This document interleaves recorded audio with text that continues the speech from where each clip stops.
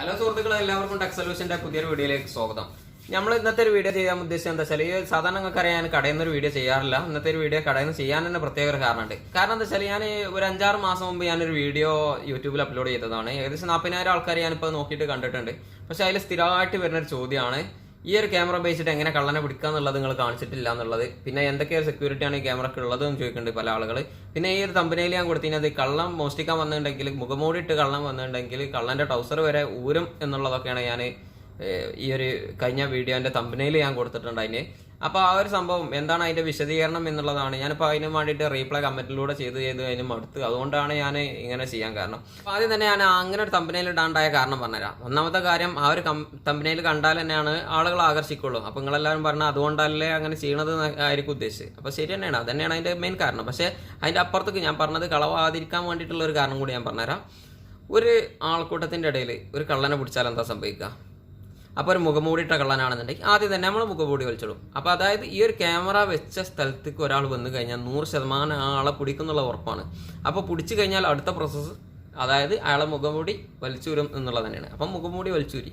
രണ്ടാമത്തെ ഒരു കാര്യം, അയാൾ ടൗസർ ഊരുക. നമ്മൾ ടൗസർ ഊരുക എന്ന് പറഞ്ഞാൽ എപ്പോഴും നമ്മളെ അടിയിലുള്ള ആ ടൗസർ തന്നെ ഊരുക എന്നുള്ളതല്ല ഉദ്ദേശിക്കുന്നത്. ഇപ്പോൾ ചിലപ്പോൾ നമ്മളെ കയ്യിലുള്ള പൈസ മുഴുവൻ തീർന്ന് ആളെ ടൗസർ ഊരി എന്നുള്ള ആ ഒരു ലെവൽ, അങ്ങനെ പല പല കേസിലും നമ്മൾ ആ ഒരു വിഷയം പറയാറുണ്ട്. അപ്പം ഇനി നമ്മൾ വേണ്ട ഈ ഒരു ടൗസർ തന്നെ സങ്കല്പിക്കുക, അതിനും പറ്റും.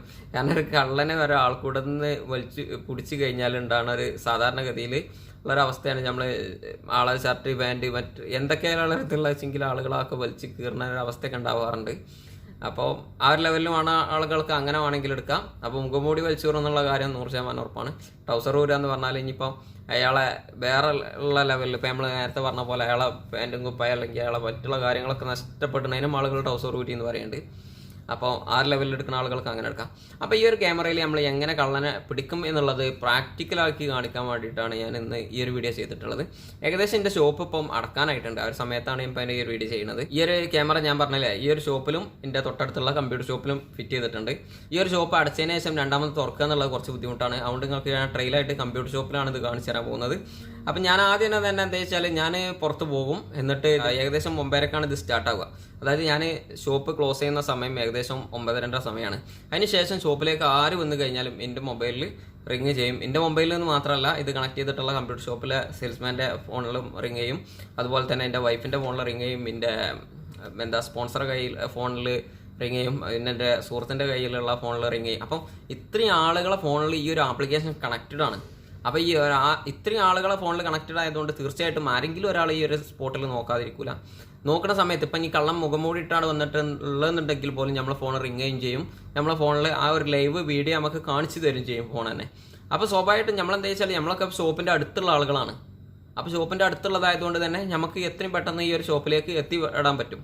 അപ്പം അത് ഞാൻ ഇനി പ്രാക്ടിക്കലായിട്ട് നിങ്ങൾക്ക് കാണിച്ചു തരണം എന്നുള്ളതുകൊണ്ട് ഞാനെന്താ വെച്ചാൽ, ഇതിൻ്റെ ചെറിയൊരു രൂപ അതിൻ്റെ മുമ്പത്തെ വീഡിയോയിലാണ്. അപ്പോൾ ഇത് അതിൻ്റെ ഒരു പാർട്ട് 3 ആണ് ഈ ഒരു വീഡിയോ. അപ്പം ഞാൻ അതൊന്നും കൂടി ഒന്ന് നിങ്ങൾക്ക് കാണിച്ചു തരാം. നിങ്ങളൊന്ന് വീഡിയോ കണ്ടോക്കി. ഞാനിപ്പം ഷോപ്പ് എന്താ പറയുക, കമ്പ്യൂട്ടർ ഷോപ്പ് ആദ്യം ക്ലോസ് ചെയ്യുന്നുണ്ട്. അതിന് ശേഷമാണ് ഈ ഒരു കമ്പ്യൂട്ടർ ഷോപ്പ് തുറക്കാൻ പോകുന്നത്. അപ്പം കമ്പ്യൂട്ടർ ഷോപ്പിലെ സെയിൽസ്മാൻ ആ ഒരു കട തുറക്കുമ്പോൾ എൻ്റെ ഒരു ഫോൺ എങ്ങനെ ഇത് റിങ് ചെയ്യുന്നത് എന്നുള്ളത് നിങ്ങൾക്ക് പ്രാക്ടിക്കലായിട്ടൊന്ന് കാണിച്ചു തരാം. ഓക്കെ, ഞാൻ ഉദ്ദേശിച്ചതിനെ കുറച്ച് ഇതായിട്ട് ചെയ്യണം എന്നുള്ളതാണ്. ഇപ്പോൾ എന്താ വെച്ചാൽ ഇപ്പോൾ ഇവിടെ ലോക്ക്ഡൗൺ ആണ്. അപ്പോൾ കൊണ്ട് എനിക്ക് ആ റൂമിൽ നിന്ന് രണ്ടാമത് പോയിട്ട് തിരിച്ച് വരുന്ന ഇതൊന്നും പറ്റില്ല. ഞാൻ റൂമിൽ കിടന്നുറങ്ങുന്ന സമയത്ത് റിങ് ചെയ്യുന്നത് കാണിച്ചു തരണം എന്നൊക്കെ ഉള്ളത് പ്ലാനിങ് ഒക്കെ ഉണ്ടായിരുന്നു. അതൊന്നും നടക്കാൻ പോകുന്നില്ല. അപ്പോൾ അതുകൊണ്ട് അതൊന്ന് കാണിച്ചു തരാം. ഓക്കെ, അപ്പോൾ സുഹൃത്തുക്കളെ, നമ്മൾ നേരത്തെ പറഞ്ഞെല്ലാം തിരുത്തുണ്ട്. നേരത്തെ നമ്മൾ പറഞ്ഞ കമ്പ്യൂട്ടർ ഷോപ്പിൽ കാണിക്കുന്നുള്ളതാണ്. പക്ഷേ കമ്പ്യൂട്ടർ ഷോപ്പിൽ കാണിക്കുന്നതിൽ ചെറിയ ബുദ്ധിമുട്ടുള്ളതുകൊണ്ട് തന്നെ ഞാൻ ഈ ഒരു ഷോപ്പിലാണ് കാണിക്കുന്നത്. ഇതിപ്പോൾ അതിന് വേണ്ടിയിട്ട് ഞാൻ ഷട്ടർ കംപ്ലീറ്റ് താത്തിയിട്ടില്ല. കാരണം എൻ്റെ ഒരു സുഹൃത്താണ് ഈ ഒരു ഇത് കാണിച്ചു തരാൻ പോകുന്നത് നിങ്ങൾക്ക്. അപ്പോൾ ഇജൊന്ന് പോയി തുറക്ക്.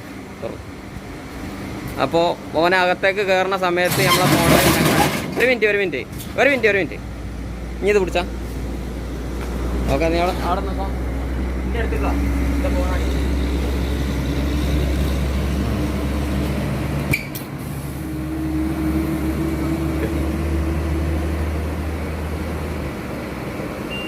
കാണോ, പിന്നെ ഫോണിൽ ഓൾറെഡി നോട്ടിഫിക്കേഷൻ വന്നു.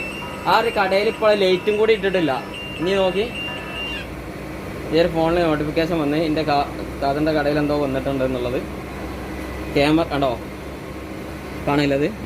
അപ്പോൾ ഇത് ലൈവായിട്ട് അവിടെ നടക്കുന്ന സംഭവം നമുക്ക് ഇതുപോലെ കാണാൻ പറ്റും.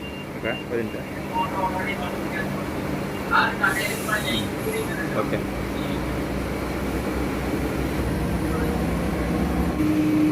ബാക്കി നമുക്ക് അവിടെ പറയാം.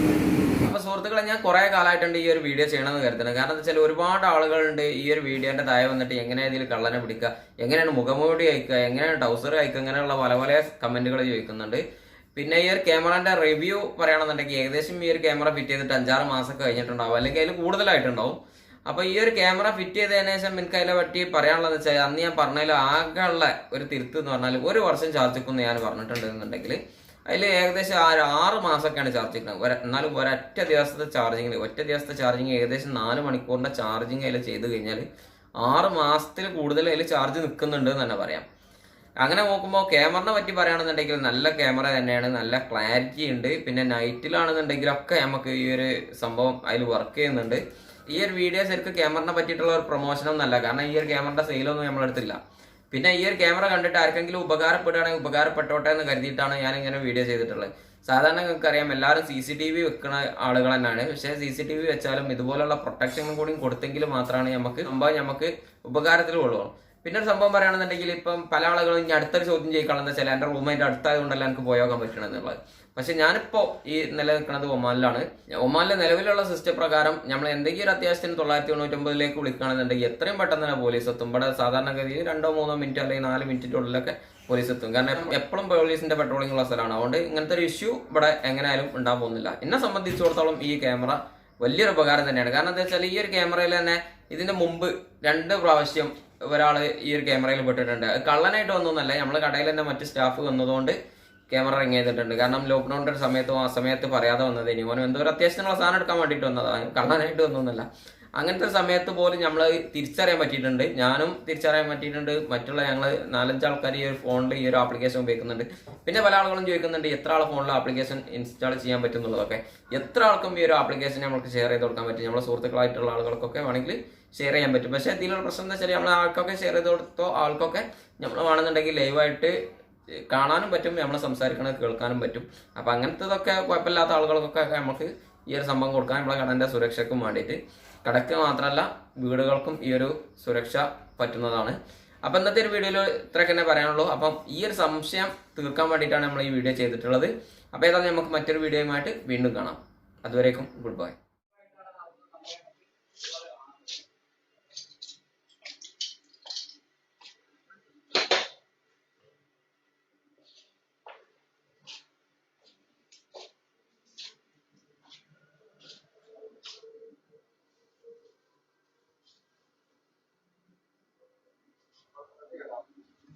Yo,